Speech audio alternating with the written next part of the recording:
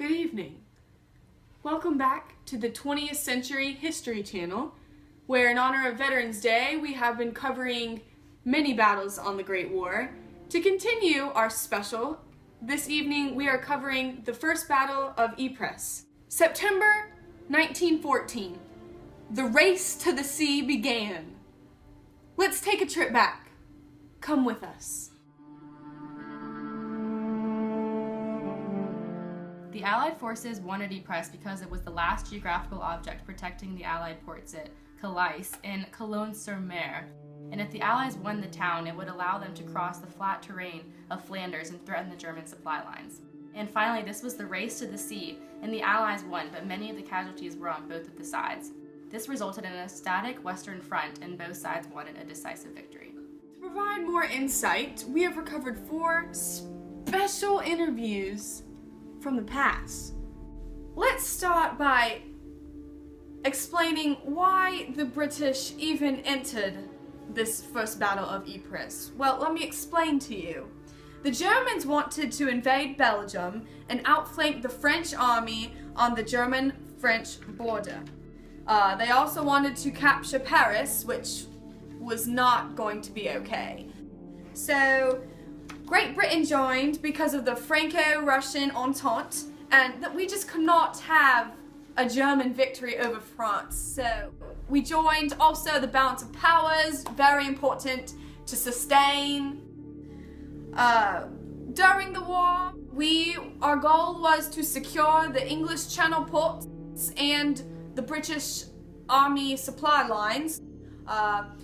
I made sure the army was very experienced and well trained. We have suffered enormous losses, but survived and won because of our rapid fire strategy. Just boom, boom, all over the place. We helped guard the flanks of the French army by advancing into Belgium.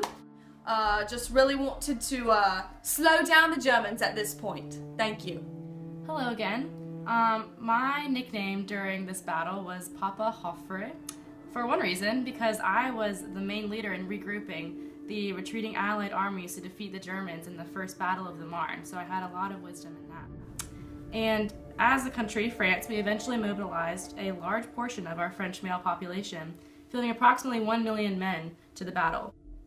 And during that time, we also utilized the Canon de Modèle, a field artillery piece which fired about 16 shells per minute.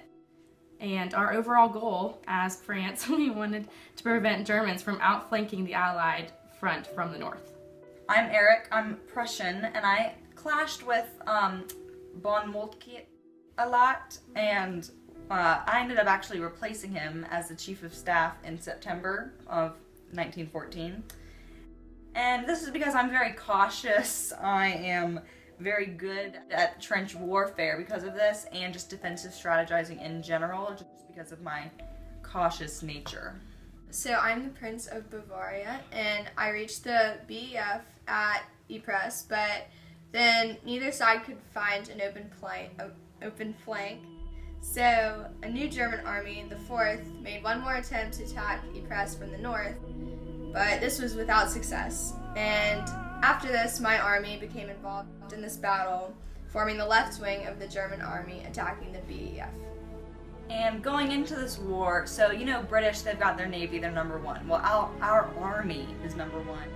We're well trained, we're very experienced, but although our army is so strong, mobilizing in this war and in this battle did not go very smoothly, but we really wanted to defeat the French in this Western theater, because if we did, then we could move eastward to Russia.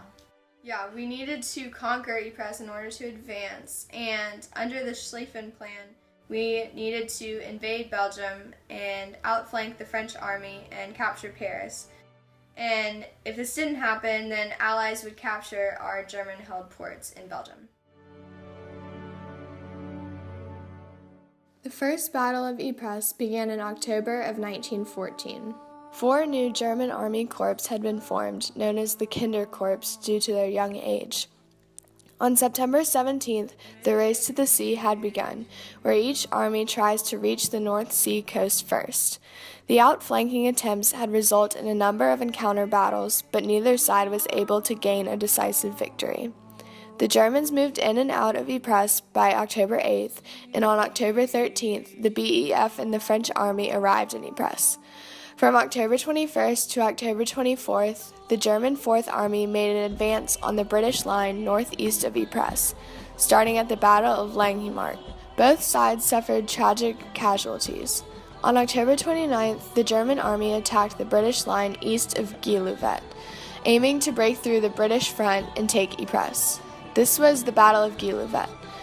October 31st was a critical day because the British line was broken but then restored. The Brits counterattacked the Germans and took back Guillouvet. On November 1st, the Germans captured the Messinins village. On November 11th was the Battle of Non-Boschnen, a German final attempt to break through the British lines around Ypres. With their divisions badly mauled, the French believed the BEF to be in crisis should the Germans attack again in strength. Over the next few days, there were several minor German attacks that were repulsed by the BEF, and on November 22nd, the battle ended in a stalemate.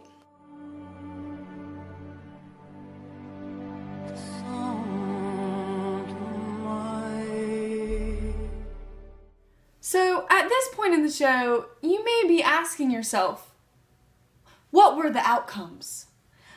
Well, it was a critical victory by the Allies, and just to put it in perspective, you may be wanting some numbers at this point.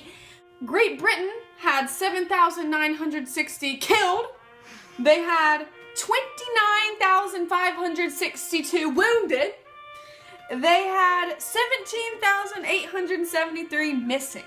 Now, if we take a closer look at France's statistics, we see that they had about 50,000 to 85,000 casualties. Now, the number is not certain here, but it is certain that they lost a lot of lives.